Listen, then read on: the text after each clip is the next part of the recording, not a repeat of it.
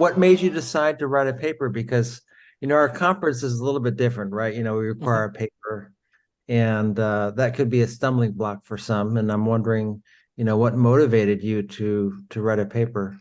Yeah, first, thanks for having me on, Phil. I really appreciate the opportunity to talk about this because it is an experience that for those who go to software testing conferences, you're not going to get somewhere else. PNSQC does have a more academic bent and requires people who are speakers not just put together a deck.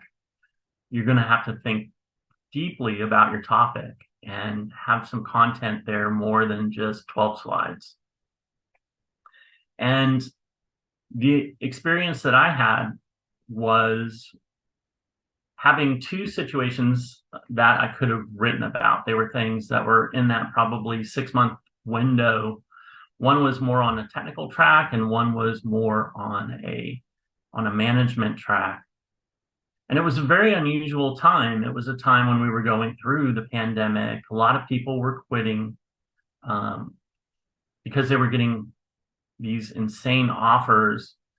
And it seemed like the right topic. Now, was it a paper? I didn't know at the time. I thought, but this is something that I'm in the middle of. I'm trying to manage affirmatively going through it.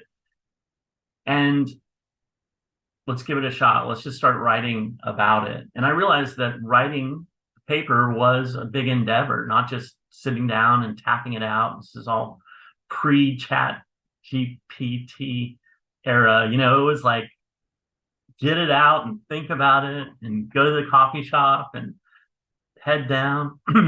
But that whole experience that I made a choice to go through, which was to spend time thinking through how to be intentional to solve a problem and to execute on that.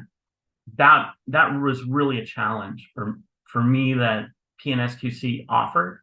And I'm glad that I did take it because not only did I have some experience going into it before I started to write the paper, but it was the experience I gained from thinking about it deeply that assisted our team later after the conference in doing many of the things that I had prepared to do as I did all the research and so on and so forth to present my paper for Portland. If I'm completely honest, it's something I've always wanted to do is just kind of give one of these kinds of presentations and step out of my comfort zone. And I saw the opportunity, was like, honestly, this kind of aligns with what I want to do. And I had like a couple concepts. So I had the one that I actually presented, which was art and code equality. And then another like more technical one around building test frameworks in the page object logical function hybrid model. But I really wanted to give the art and code equality one because that is something that I truly believe in.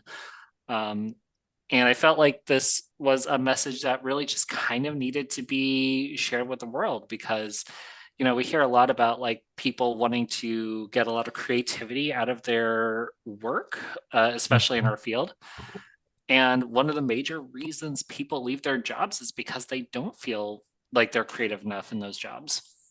Yeah. I believe writing a paper is a good act because I believe that many of us as experts in the industry need to document this area of expertise and this experience so that the community can benefit from this experience in various ways and in other industries.